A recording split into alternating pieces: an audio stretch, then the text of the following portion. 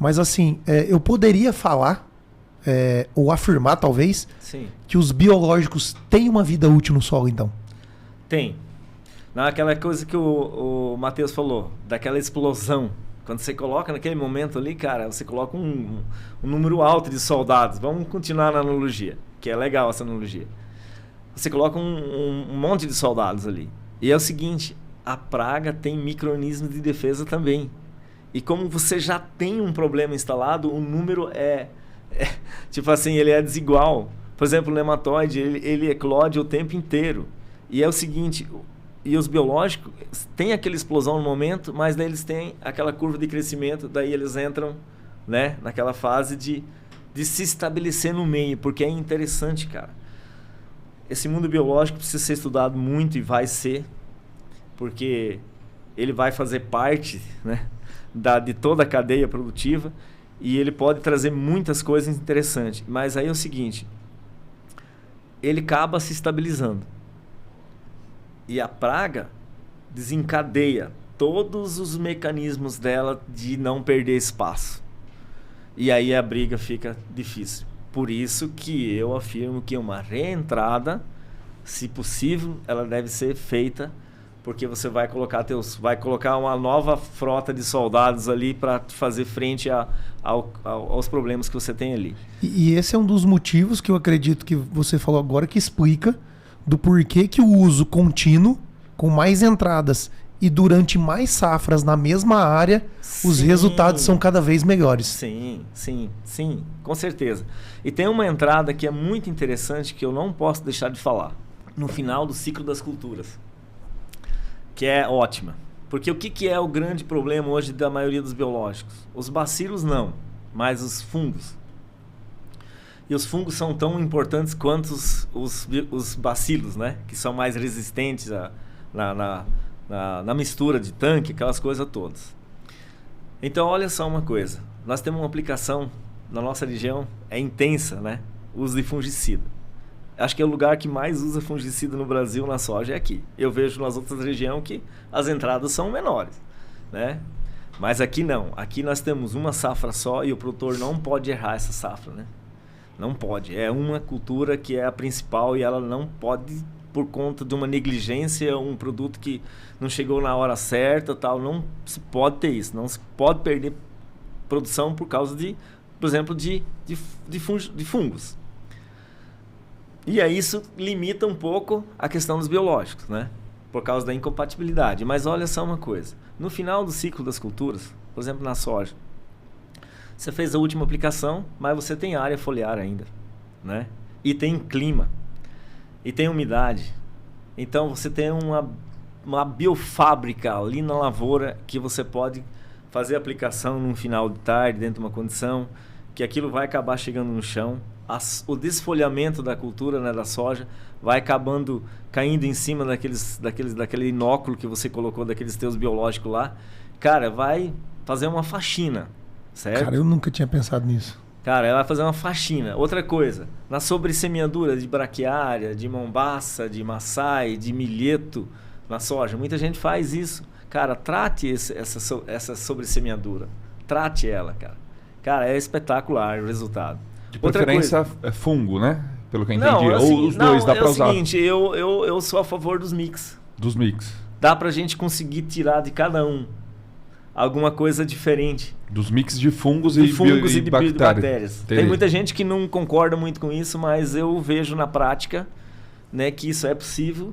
Porque isso tem custo, porque se eu colocar um micro-organismo, colocar 2, colocar 3, vai aumentando, né? Mas tem porque tanto no mundo dos fungos e das bactérias tem especificidades de ação, certo? Nós temos tricodermas que são melhor para fusário, outro que é melhor para macrofumina. Então, tanto é que a empresa que eu trabalho, ela faz um mix de tricodermas, né? A gente tem um registro lá, beleza. Cumpre aquilo lá, o que está no rótulo lá está lá dentro. Mas tem mais produto. E eu sei que a empresa que eu trabalho não é a única que faz isso. Eu sei que as outras também usam dessas artimanhas, porque, na verdade, a gente busca eficiência, a gente precisa atender o produtor, né? Então, dentro da legislação, isso não é muito entendido ainda, cara, mas não tem mal nenhum nisso, né? Ô, Cláudio, agora eu tenho alguma restrição de produtos? Por exemplo, eu posso pegar um tricoderma e misturar ele com, por exemplo, um Pastelomices? Ou entre eles eu tenho algumas misturas que podem e outras misturas que não podem. Ou que talvez não podem, mas o sinergismo é melhor de um jeito do que do outro. Eu tenho isso? Tem. Que pergunta fantástica, viu? É bacana. É o seguinte, olha só.